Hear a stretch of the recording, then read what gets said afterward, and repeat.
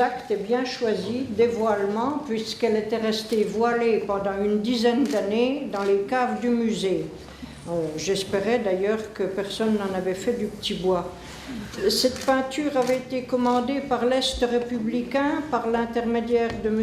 Hubert Bernard, qui était chef d'agence à l'époque, et elle devait être fixée sous l'auvent du journal Vosges Matin, au coin de la rue Thiers, parce que c'était l'emplacement de la mairie avant 1944.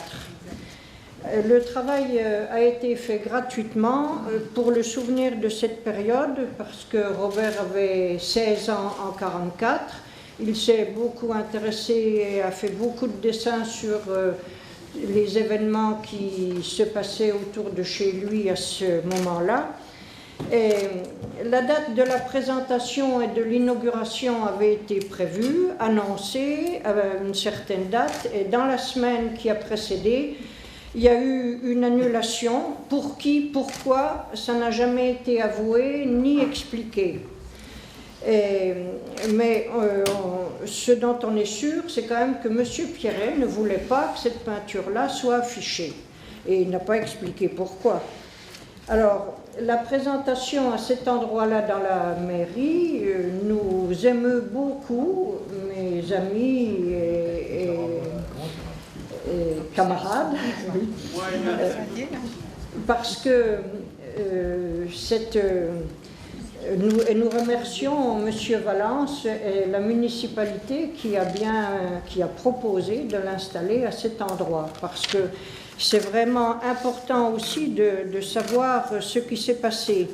Et on peut dire en tout cas que l'amitié franco-allemande n'aurait pas eu à en souffrir, puisqu'on sait bien que les premiers qui ont été enfermés dans les camps allemands ont été des Allemands opposés au régime nazi. Et d'ailleurs, on ne peut pas effacer l'histoire, et il n'était pas normal de cacher cet épisode de cette histoire. Et d'ailleurs, en Allemagne, à Mannheim, dans le bunker qui est devenu musée, une salle, un espace a été réservé aux déportés de Saint-Dié qui ont été envoyés, qui ont été déportés de Saint-Dié à Mannheim. Alors, il ne faut pas oublier non plus que la ville de Saint-Dié, la moitié de la ville a d'abord été pillée avant d'être brûlée. Et c'est là donc la délégation de M. Rège, sous-préfet, M. Collin qui représentait la Croix-Rouge, M. Evra qui était maire, M. Jacques Rèze, l'ancien maire, et M. Blanchet, l'évêque de Saint-Dié. Et donc ils sont allés rencontrer les autorités allemandes pour leur demander de bien vouloir sauvegarder les églises, l'hôpital et l'orphelinat. Le capitaine allemand Schneider, sous les ordres de Auberg, annonce que la cathédrale et l'hôpital seront sauvegardés, mais effectivement ces édifices n'ont pas été incendiés, mais ils ont été dynamités. Alors, les photos qui sont installées en ville, là depuis, nous émeuvent également, alors que les bornes installées en ville depuis 20 ans ne font aucune mention de l'incendie de Saint-Dié en 1944. Et le comble, devant la mairie, la borne qui est là nous apprend que c'était l'emplacement d'un château abattu en 1636 pendant la guerre de 30 ans, et que la ville a été reconstruite après l'incendie de 1757. Comme quoi, parfois, il faut se méfier de ce qu'on veut nous faire passer dans le devoir de mémoire. Et ça, c'en est un bon exemple. Et en ce moment, les photos exposées en ville nous montrent justement avec beaucoup de sensibilité l'incendie qui a ravagé Saint-Dié. Alors, il faut savoir reconnaître ce qui s'est passé, et en dessous, vous avez les portraits des déodaciens qui ont été fusillés et massacrés à Saint-Dié. Et bien sûr, il y a eu d'autres victimes. Il y a aussi les victimes civiles qui sont représentées par la tête à droite, Là, les victimes civiles, il y a eu beaucoup de décès, mais bon, là n'ont été faits que les déodaciens fusillés ou massacrés, avec 2 places qui peuvent être réservées pour ceux qui, malheureusement, peut-être auraient pu être oubliés. Et, alors, il ne faut pas oublier non plus les vallées des environs, comme la vallée des Larmes, qui est la vallée du Rabodeau. Et il y a d'ailleurs à la mairie de Senones aussi une autre grande peinture de Robert qui évoque Solange Vigneron, oui, qui a été décapitée à la hache en 1944 et à 24 ans. Et cette peinture-là est aussi très émouvante.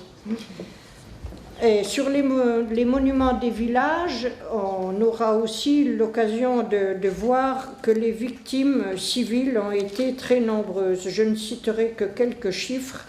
3500 Vosgiens, non, oui, Vosgiens, alors j'ai oublié de parler du livre de André Sester et de Robert Dodin qui font une bonne analyse de tout ce qui s'est passé dans les Vosges. Et je n'ai retiré que ces chiffres-là. 3500 Vosgiens qui ont été déportés, dont les 2/3 ne sont pas rentrés.